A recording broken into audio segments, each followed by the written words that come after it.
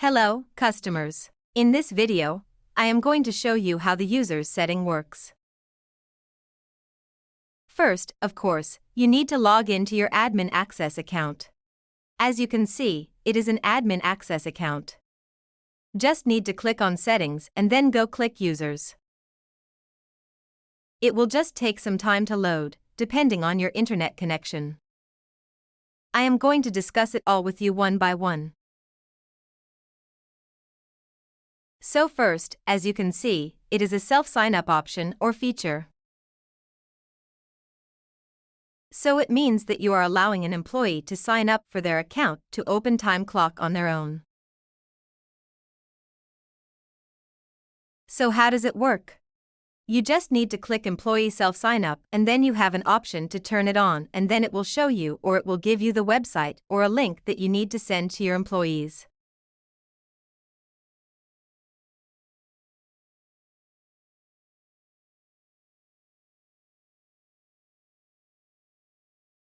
Once you turn it on, you just need to copy this link and then send it to your employees. Once they access this is what they're going to see on their end. So they will have an option to fill out all of the information needed on their own. They need to enter their first name, last name, username, password, digital ID, employee number, and email address. And some of these are optional. It's up to you if you are going to require your employees to enter the information being asked. You also have your time zone rule. It's up to you if your employee will use the company setting that you've set up on their time zone or if they are going to use a different time zone. For example, they are from a different place and then they need to click the drop-down button and then choose what specific time zone. And then of course, if have an assigned department with that specific employee, you need to let them know to choose a department from here. They can also add their hire date. They can also add a photo, but for this one, this is for a face recognition option to clock in or out. If they want to upload, they need to click Upload, and if they have a camera with them, they can also click Camera Capture. You can also put here some point of contact. It is just optional. Date of birth, and then if they have a memo as well, then they need to click Save and Submit. Then good to go. An employee will be part of your account. Going back to the main settings. Let's see the next one. It has email to the user. So for this function, email to the user, for example, you want to send an email to a user or to an employee that is already here on your account. Then you can select here which part of the department and then click the name, and then of course, for example, this one, it does an email.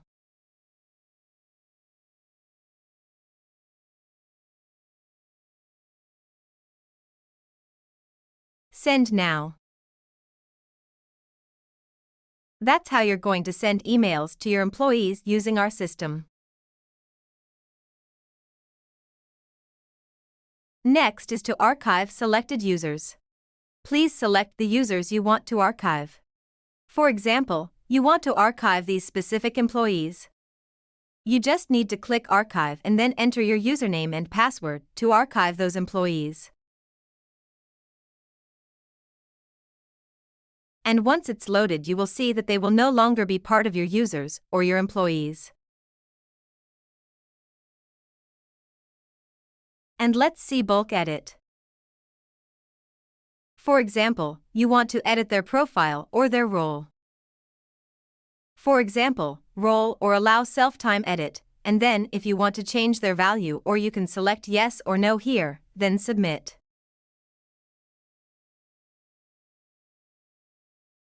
So since it's a bulk edit, you need to first select an employee. For example, you need to select the role for this, or you want to allow them for self-time edit and then click Submit. And wait for the system to load. And for this one, first name, last name. So it's how you have an option to use first name and last name or first name. That's how you can use this one. And then search name. It's up to you if you want to search for a name here. If you have a lot of employees under the account, then you can use a search name for you to easily find an employee.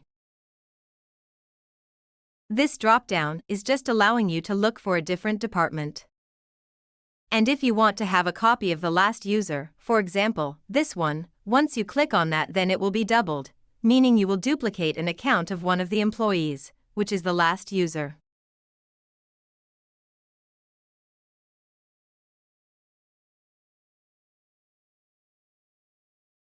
For example, this one is the last one that we have added to the account, Michael Smith. So you can see 1 Malawian kwacha and then 2 Malawian kwachas. And then import Excel. For example, you have an Excel file for adding a user so that you will not go one by one.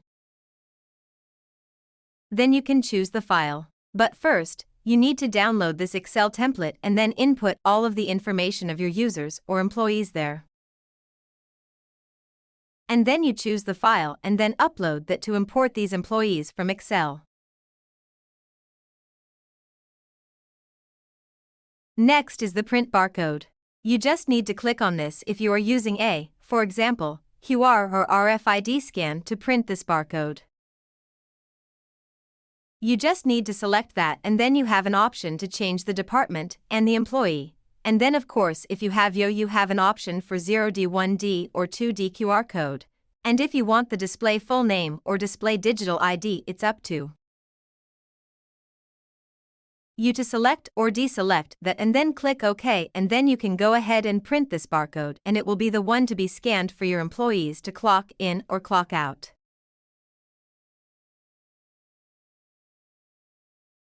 Next is Show Archive. So it's just basically will show all of the archived employees that we archived just a while ago here.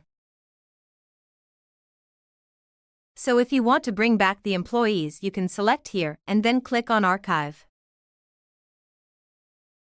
You can have the option to edit them or to delete them permanently so that they will no longer have access back to the account. Alright, so the last one that I'm going to discuss here is adding users. This is how we add an employee to the account. Click Add and then wait for it to load, and you just need to input all of the information of your employees here manually.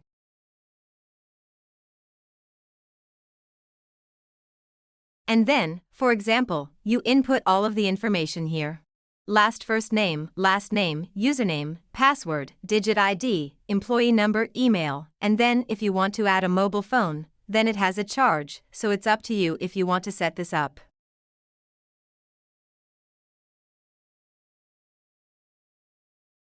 Then you're just going to receive a verification code to the phone number that you are going to set up here.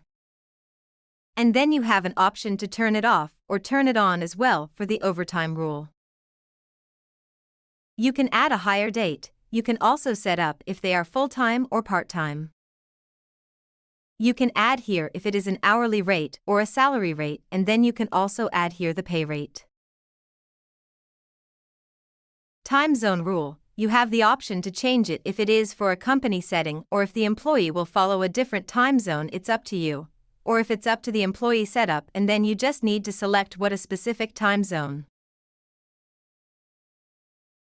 is. That if they belong to a department, you can just select what specific department you assign the user. You can click that here, and then for the role it is very important you change the role of the employee manager, or if they are already inactive, or if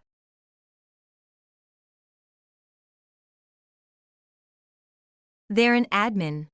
Once you click one, you will see some features here that you can select or deselect. So it's up to your company's needs or your company's rules what you want to select or deselect here.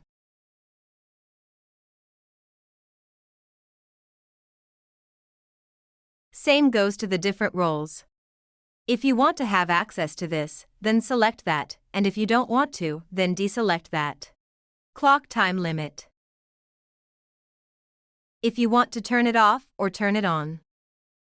So if you turn it on, you are going to see an early time limit. Once you select that, it will say, if clock in before a specific time, then this is the clock in time, as it will be saved as what a time is specifically entered here.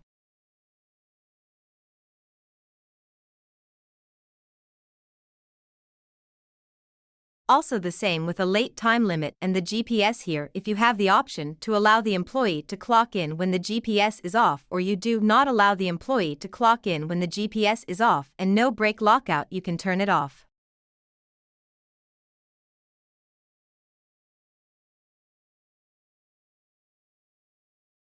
Or turn it on. So when you turn it on, if continuously work over specific hours, depending on your company's rule, then they will not be allowed to clock back in on the same day.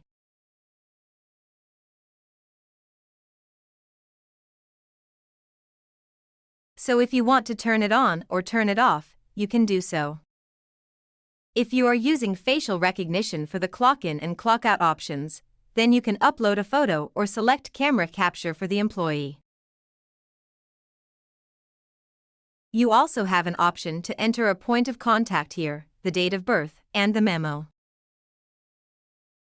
Then you can select Add, or you can also select Add Next, Add, and Next if you are going to have an additional employee here. So that's how you add an employee or a new user to your Open Time Clock account. Thank you.